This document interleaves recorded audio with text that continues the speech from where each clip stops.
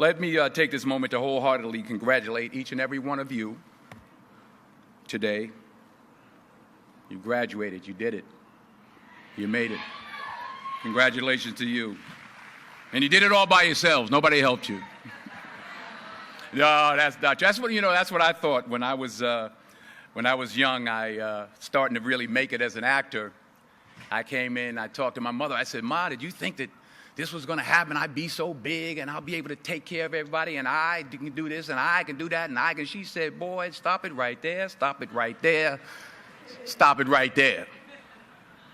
He said that if you only knew how many people that had been praying for you, how many prayer groups she put together, how many prayer cloths she gave me, how many times she splashed me with holy water to save my sorry behind, as she said it. She said, "Oh, you did it by yourself? I tell you what you can do by yourself. You can go outside, get a mop and a bucket and wash them windows. You can do that by yourself." Superstar. So I'm saying that to say I want to congratulate all the parents and friends and family and aunties and uncles and grandmothers and grandfathers and teachers and friends and enemies, all the people that helped you to get where you are today. Congratulations to you all. I'm going to tell about 2-3 stories. I'm going to keep it real short. I remember my graduation. Speaker got up there, went on forever, blah, blah, blah, blah, blah, blah, blah, blah, blah. So I'm going to keep it short. Number 1, put God first.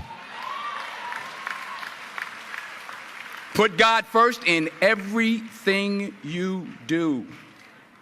Everything that you think you see in me, everything that I've accomplished, everything that you think I have, and I have a few things, everything that I have is by the grace of God. Understand that.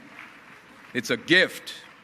40 years ago, March 27th, 1975, it was 40 years ago, just this past March, I was flunking out of college. I had a 1.7 grade point average. I hope none of you can relate. I had a 1.7 grade point average. I was sitting in my mother's beauty shop. They still call it beauty shops now? What they call it now? Yeah, I was sitting in the beauty parlor. I was sitting in my mother's beauty parlor, and I'm looking in the mirror, and I see behind me this woman under the dryer. And every time she looked up, every time I looked up, she was looking at me, just looking me in the eye. And I didn't know who she was, and I said, she said, "Somebody give me a pen, give me a pencil. I have a prophecy." March 27, 1975, she said, "Boy, you are going to travel the world and speak to millions of people." Now, mind you, I was flunked out of college. I'm thinking about joining the Army. I didn't know what I was going to do, and she's telling me I'm going to travel the world and speak to millions of people. Well, I have traveled the world, and I have spoke to millions of people. But that's not the most important thing, the success that I had. The most important thing is that what she taught me and what she told me that day has stayed with me since. I've been protected. I've been directed. I've been corrected. I've kept God in my life, and it's kept me humble. I didn't always stick with him, but he always stuck with me. So stick with him in everything you do. If you think you want to do what you think I've done, then do what I've done and stick with God. Number 2, fail big. That's right. Fail big. Today is the beginning of the rest of your life, and it can be very frightening. It's a new world out there. It's a mean world out there, and you only live once. So do what you feel passionate about. Take chances professionally. Don't be afraid to fail. There's an old IQ test, was 9 dots, and you had to draw 5 lines with a pencil within these 9 dots without lifting the pencil. The only way to do it was to go outside the box. So don't be afraid to go outside the box. Don't be afraid to think outside the box. Don't be afraid to fail big, to dream big. But remember, dreams without goals are just dreams, and they ultimately fuel disappointment. So have dreams, but have goals. Life goals, yearly goals, monthly goals, daily goals. I try to give myself a goal every day. Sometimes it's just to not curse somebody out. Simple goals, but have goals.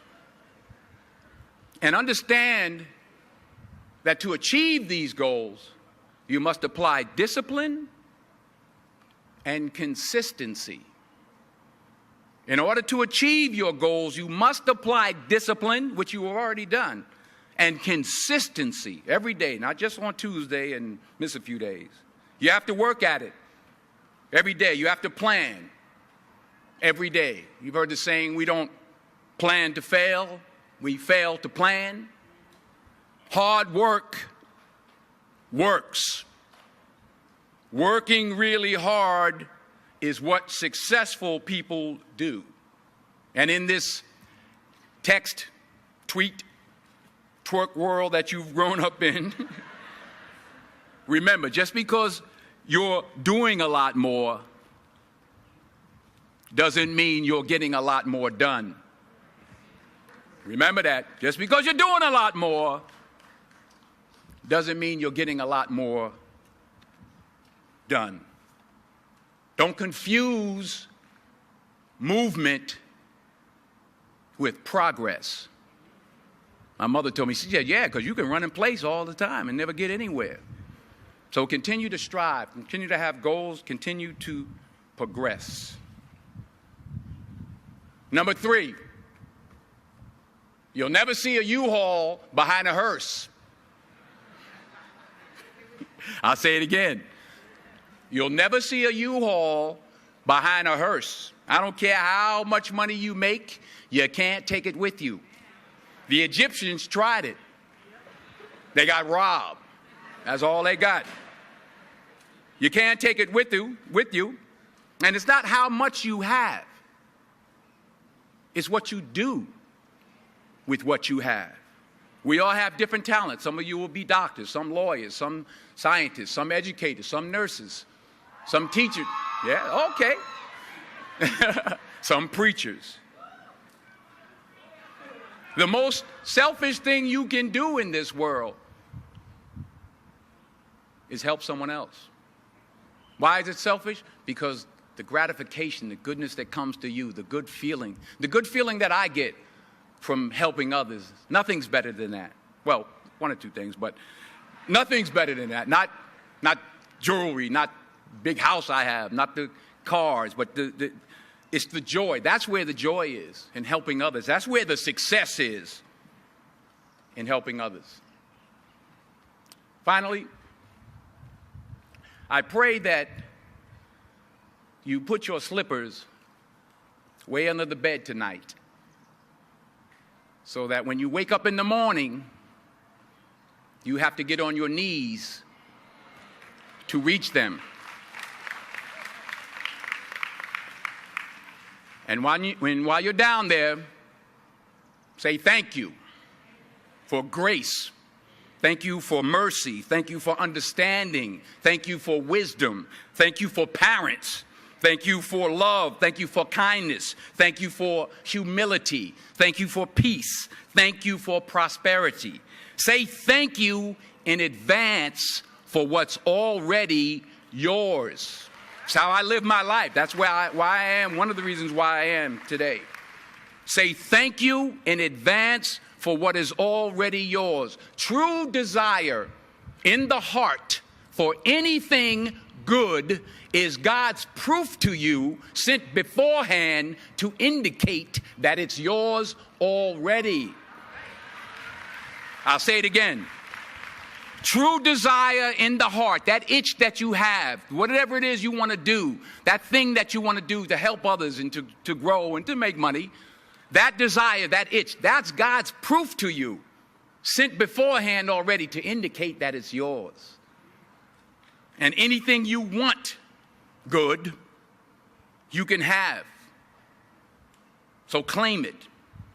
Work hard to get it. When you get it, reach back. Pull someone else up. each one, teach one. Don't just aspire to make a living. Aspire to make a difference. Thank you.